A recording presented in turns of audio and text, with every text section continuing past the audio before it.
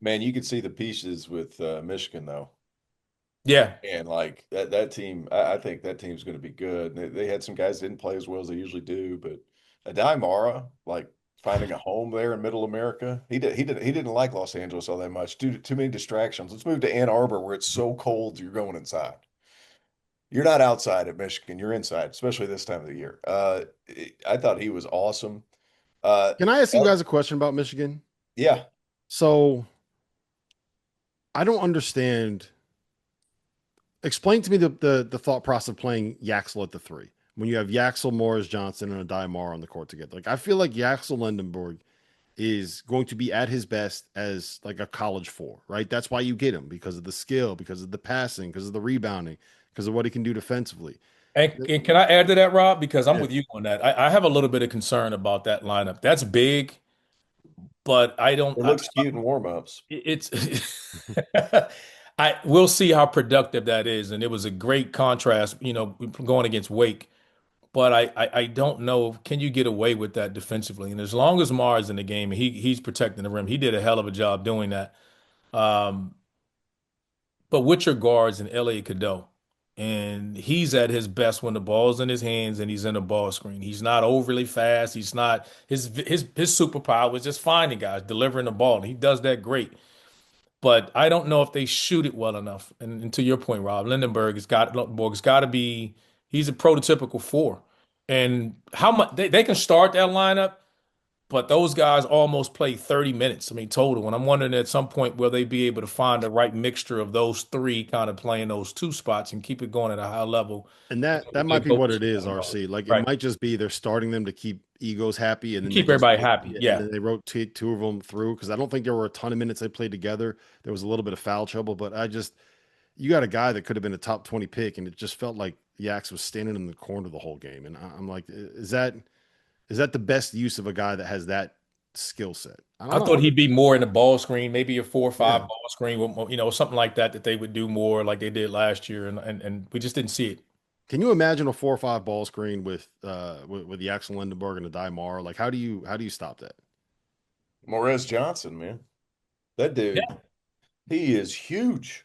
yeah, No, yeah. I just like I understand what you're trying to do. You're trying to beat them up, but it's not like they. I think they out rebounded Wake by 6 or 7 or 8, Yeah, something it like wasn't that. as much as you thought. And not only that, I think Wake Forest like smacked the offensive glass. Wake got 25 offensive rebounds. Yeah, so it's like now a lot of that's a Daimara coming up to contest Call Meese and those guys, so they're getting out of position a little bit. Those crackback blockouts are tough, but like yeah, I'm curious if you're going to be that big, you better freaking board.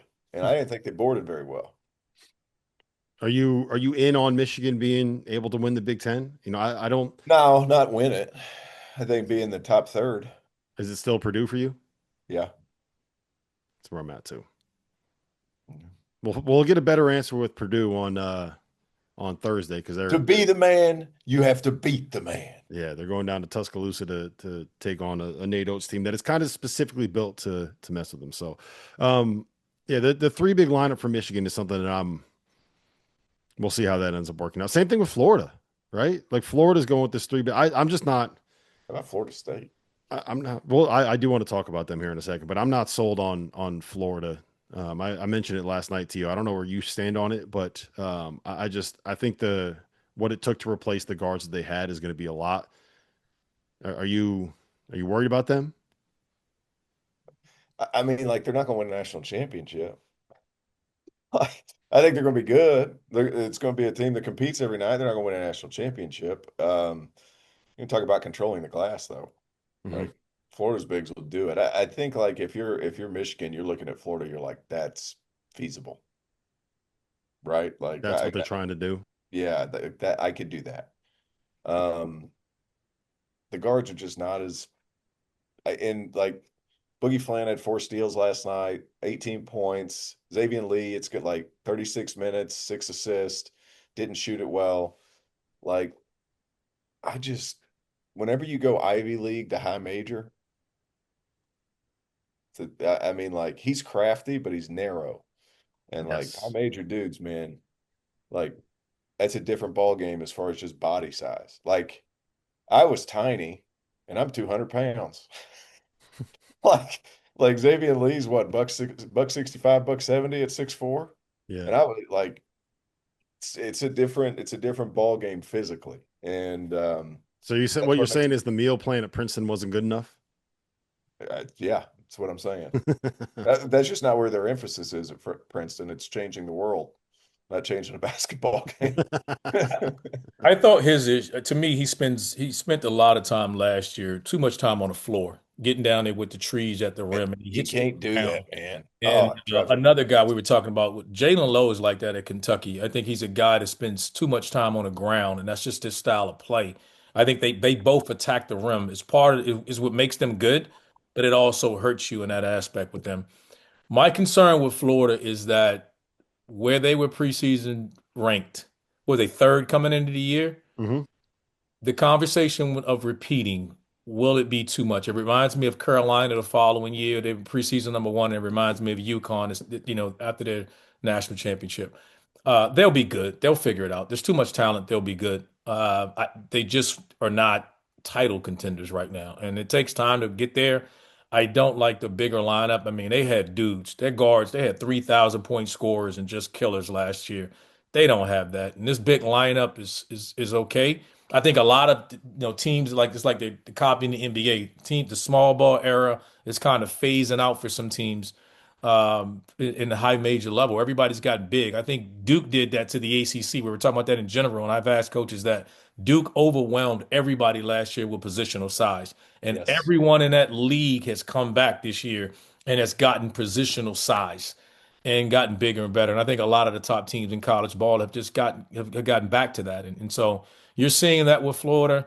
Does it work? It could, but I think when it comes to the higher level matchups that we see with them, they're going to struggle. And they struggled against Florida State for most of the night with their spacing and inability to contain the dribble. Yep. I do think with the Gators, you shoot better than 21% from three is probably going to end up happening with that group this season.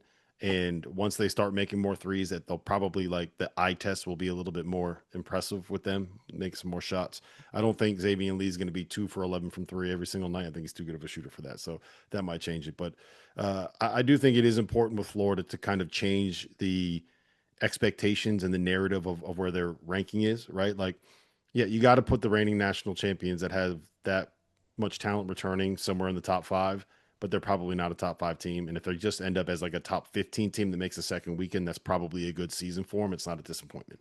But Rob, Um, can I mention this stuff before we say they're returning so much? I think they lost so much. I don't. Where is all this? They returned so. they bring back Tommy Hawk and they bring back Alex Condon and they bring back some of their guys on their front line and Chinyalu, And Hampton. Lillard, yeah, Kenyon, they bring yeah. back the same frontline guys, but I thought the guards was what drove that thing last year in a Oh sense. no, it was. But my point is like in this era And of you college lose Aberdeen. basketball, when you expect to lose everybody and you bring back two guys that could end up playing in the NBA, and then you add players like Boogie Fland was what like a top 20 transfer, and Xavier Lee was a top 20 transfer, and you on paper, I get why the hype is there and the expectations are there, but now that we've seen it, it's like okay, this is probably more of a top 15 team than a top five team.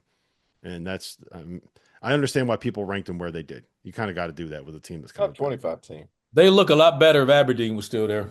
But that is absolutely true. Should have A paid lot them better. 2 million.